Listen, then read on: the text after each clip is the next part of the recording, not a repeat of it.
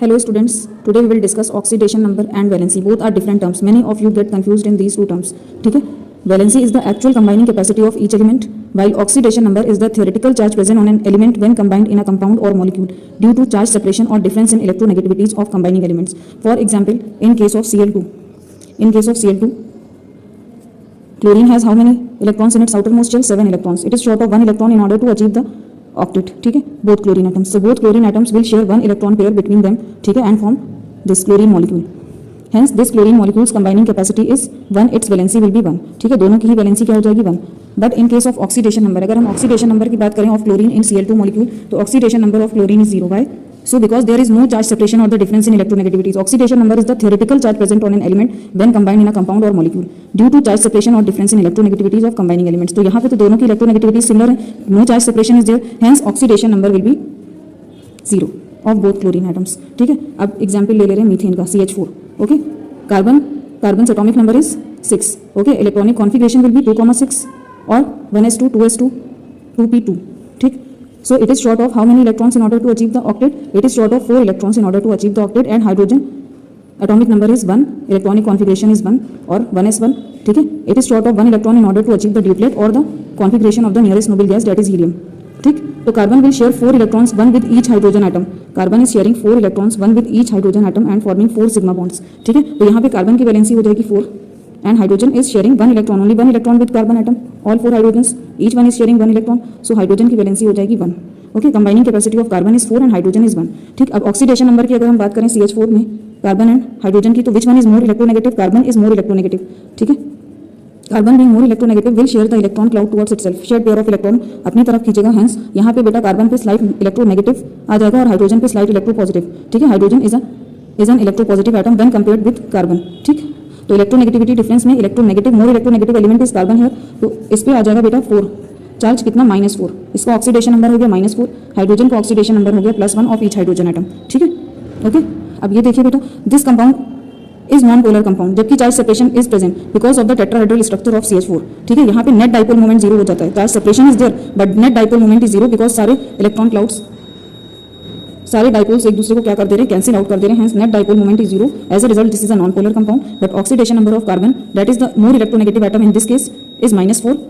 ठीक है? हाइड्रोजन का +1. Understood?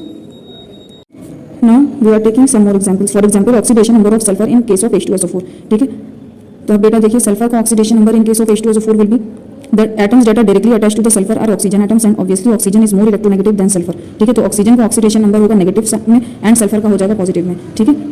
So theoretical charge on sulfur will be how many electrons is it sharing with oxygen? 2 electrons here, 1 2 3, 1 electron here, 2 electrons here also, 1 2 3 4 5 and 6. तो इसका total हो जाएगा 6, that is +6. ठीक है? Sulphur का हो जाएगा +6 ऑक्सीडेशन नंबर एंड ऑक्सीजन का क्या हो जाएगा बेटा? डिफरेंट ऑक्सीजन का दोनों का अलग अलग हो जाएगा. ठीक है? अब इस केस में oxygen is sharing electrons with this electropositive hydrogen also. ठीक है? सो ऑक्सीजन का -2 हो गया in all cases and sulphur का हो जाएगा +6. ठीक है? ऑक्सीजन का हो जाएगा -2. Okay, and next for example oxidation number of manganese in KMnO4. तो ऑक्सीडेशन नंबर यहाँ पे निकाल लेंगे हम. कैसे निकालेंगे? Manganese variable oxidation states show करता है. ठीक है? Manganese show variable oxidation states that is of +2 +5 +7 etcetera. ठीक, +4 की भी शो करता है. तो यहाँ पे हमें निकालना पोटेशियम हैज ऑलवेज +1 वैलेंसी और +1 ऑक्सीडेशन नंबर. पोटेशियम की वैलेंसी भी +1 ही रहती है हमेशा. ऑक्सीडेशन नंबर भी हमेशा +1 ही रहता है. ठीक है? Oxygen in the form of oxide always show oxidation number of -2. तो मैंगनीज ही वेरिएबल शो करता है. तो मैंगनीज के ऑक्सीडेशन नंबर को हमने x मान लिया. Okay, now putting the values of other atoms और elements that are in the compound. ठीक है? This one is +1 plus x plus how many oxygen atoms are there? 4 oxygen atom and each has -2 oxidation number. तो -2 into 4 is -8. ठीक है? And whole compound has no charge on it, so equivalent to 0 हो जाएगा. ठीक है? So +1 plus x -8 equivalent to 0 और x -7 equivalent to 0 और x is equivalent to +7. ठीक है?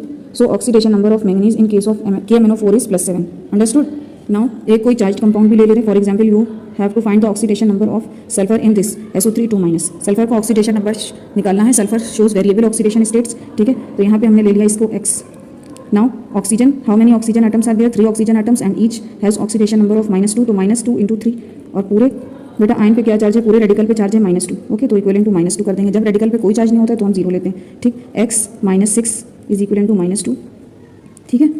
Now x is equivalent to हो जाएगा -2 + 6, that means x is equivalent to +4.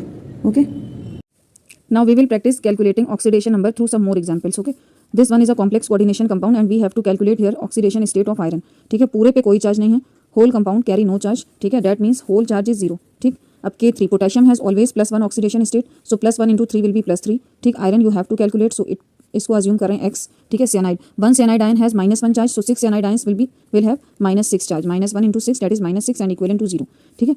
तो +3 + x प्लस माइनस माइनस हो जाएगा, -6 इज इक्वल टू 0 और x -3 इज इक्वल टू 0 और x is equal to +3, that means iron का oxidation state in this case that is potassium hexacyanoferrate is +3, okay. Now this K2Cr2O7 और potassium dichromate में you have to find the oxidation number of chromium, ठीक है। Oxidation number of chromium you can assume it as x, okay.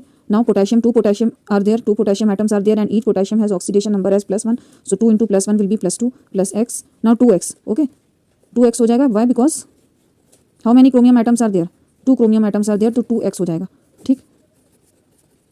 now how many oxygen atoms are there, 7 oxygen atom and each has oxidation number -2, ठीक। तो 7 × -2 will be -14 and whole compound as such carry no charge, so 0, ठीक है। +2 + 2x -14 equivalent to 0, now -14 + 2 will be -12 and -12 उधर जाके +12 हो जाएगा, तो 2x is equal to +12, okay, और x इज इक्वल टू +6, ठीक।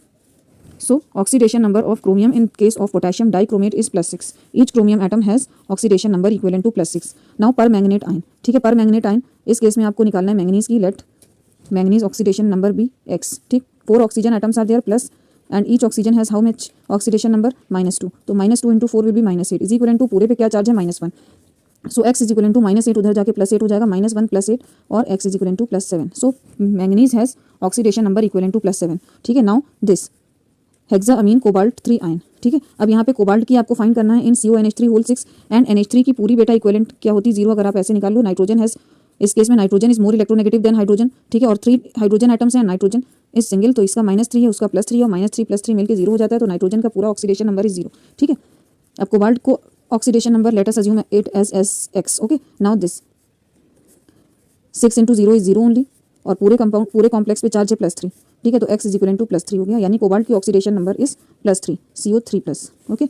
Now in this case H2O3 2-, now here sulphur का oxidation number you have to find out, and sulphur का oxidation number, how many sulfur atoms are there, 2 sulfur atoms, so assume क्या कर लिया 2x, and how many oxygen atoms are there, 3 oxygen atoms and each carry oxidation number how many, -2, ठीक है। -2 × 3 will be -6 is equal to पूरे पे charge कितना है, -2, so 2x is equal to 2x - 6 is equal to -2 और 2x equal to -2 और उधर जाके ये +6 हो जाएगा, डैट मीन्स +4, ठीक है।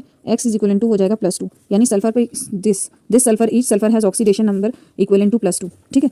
अब इस केस में देखिए बेटा, इस केस में 2 types of sulphur atoms are there, these 2 are of middle sulphur atoms are of same type and these 2 are of same type, ठीक है। ये वाले सल्फर एटम कैसे, नॉन पोलर बॉन्ड फॉर्मेशन में है, सो इनका ऑक्सीडेशन नंबर हो जाएगा 0, दोनों का ऑक्सीडेशन नंबर 0 हो जाएगा, ओके। ओके बेटा, these sulphur atoms that is the middle sulphur atoms have oxidation number equal to 0, why so, because these are in non polar, involved in non polar bond formation with other sulphur atoms, ठीक है।